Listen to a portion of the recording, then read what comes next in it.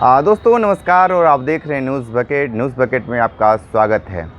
लोकसभा चुनाव परिणाम आने के बाद भारतीय जनता पार्टी अब दलित वोटरों को साधने में जुटी है। जिस तरीके से जो परिणाम लोकसभा चुनाव में आया है, क्योंकि अब भारतीय जनता पार्टी को 2027 का चुनाव और बिहार में 2025 का चुनाव देखने को मिलेगा। आपको हमारे साथ हैं विजय कपूर जी हैं और थोड़ा सा हम बात करेंगे कि ये राजनीति को लेकर ये क्या कहते हैं, क्योंकि जिस तरीके से काफ़ी लोग राजनीति में रुचि रखते हैं।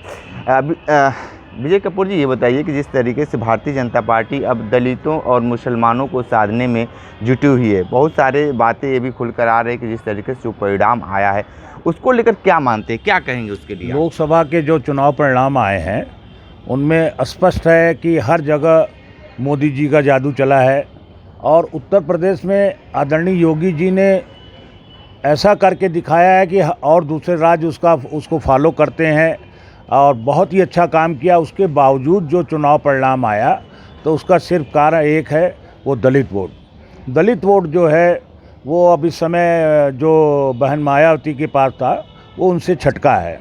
समाजवादी पार्टी ने अपने प्रयास में पूरी सफलता पाई है। उसने दलित वोटरों को साधने के लिए अपने जो MY को बदल करके PDA किया, पिछड़ा दलित और अल्पसंख्यक, वो उसका फार्मूला काम किया है और ये आम आदमी को समझ में आ रहा है, वोटर को समझ में आ रहा है, तो फिर तो राजनीतिज्ञों को भाजपा को समझ में आएगा कि दलित वोटर महत्वपूर्ण है।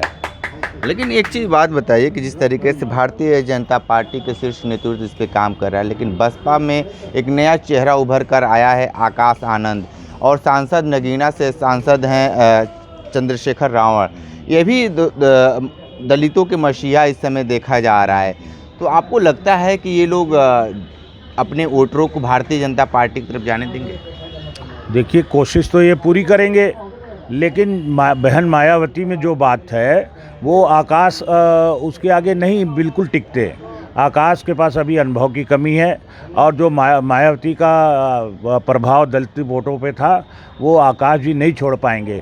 मायावती से कुछ कम प्रभाव पड़ा है तो चंद्रशेखर जी का पड़ा है। चंद्रशेखर जी लेकिन एक सीमित इलाके में ये है, पूरे प्रदेश में या देश में ऐसी स्थिति नहीं है कि दलितों के नेता जैसे मायावती थी वैसे दलितों के नेता अभी चंद्रशेखर नहीं हुए हैं, लेकिन वो उभर रहे हैं। और जिस तरह से अब दलित वोटरों पे ध्यान गया है, सपा का गया, अब भाजपा का गया है, तो ये सब देखते हुए अब दलित वोटों की लड़ाई बहुत तगड़ी होने वाली है। लेकिन ये जिस तरीके से बहुत सारे ये भी बातें आ रही है कि जो सरकार है अब विभिन्न प्रकार की योजनाएं दलितों को लेकर आने वाली है, तो क्या लगता है कि एक तरफ दलित रहे, एक तरफ SC ST OBC को मान लीजिए या फॉरवर्ड लॉबी, तो आपको नहीं लगता है कि जब एक तरफा अगर सरकार काम करेगी तो जो और भी लोग हैं वो नाराज़ होंगे? बहुत ज़्यादा प्रभाव नहीं पड़ेगा। और आप ये समझिए कि जो मोदी जी अपना राशन योजना चला रहे हैं उसका फ़ायदा सबसे ज़्यादा उठाने वाली कोई जाति है तो वो दलित है। तो जब जात पात की बात आती है तो 5 किलो का मोह छोड़ करके जात पात की ओर मुड़ जाते हैं, चाहे वो दलित हो चाहे अन्य जाति के वोटर हों, वो अपनी जात पे जाते हैं और छोटे मोटे प्रलोभन को वो अपना ध्यान में उस समय नहीं रखते हैं। लेकिन जो कहा इस समय जो आप देखा गया कि लोकसभा चुनाव में जिस तरह से चुनाव से पहले जिस तरीके से माहौल बनाया गया कि देखा जा रहा था कि कहीं एकदम मुस्लिम की बातें हो रही थी, मंदिर की बातें हो रही थी, अभी भी चल ही रहा है उस तरीके का माहौल। ये माहौल कब ख़त्म होगा? जिस तरीके से इसकी शुरुआत हो चुकी है, ये इसकी शुरुआत हो चुकी है।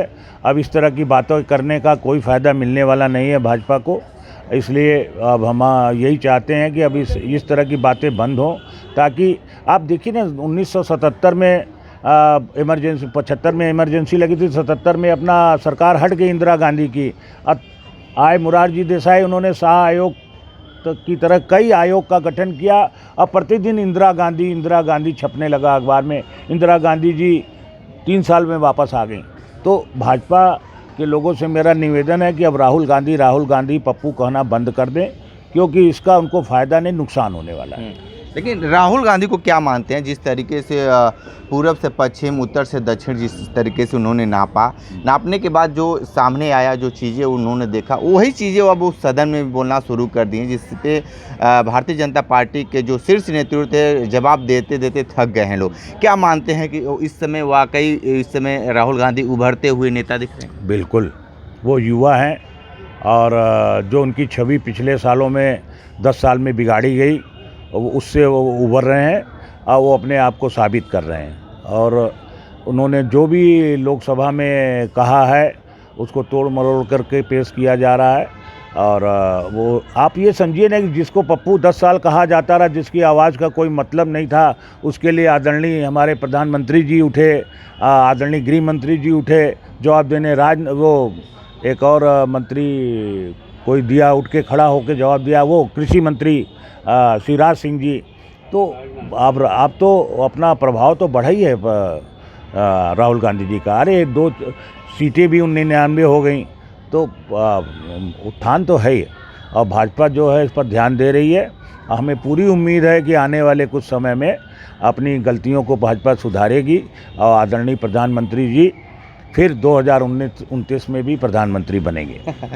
ठीक है, तो आप सुन रहे थे विजय कपूर जी को, बहुत सारी बातें इन्होंने बताई हैं, जिस तरीके से दलित वोटरों को साधने के लिए जिस तरीके से भारतीय जनता पार्टी काम कर रही है, आने वाले समय में ये उनका काम कितना रंग लाएगा देखना दिलचस्प होगा। तो हमारे साथ बने रहिए न्यूज़ बकेट के साथ, में दीजिए इजाजत, नमस्कार, धन्यवाद। पेश है न्यूज़ बकेट हिंदी मासिक पत्रिका। पढ़ें इस महीने की पूरी खबर विस्तार से हमारे न्यूज़ बकेट की मैगजीन में। हमारी ई मैगजीन को मुफ्त में पढ़ने के लिए अभी लॉगिन करें www.newsbucket.in पर। इसके अलावा रोज की ताज़ा खबरों के लिए हमारे YouTube चैनल को तुरंत सब्सक्राइब करें।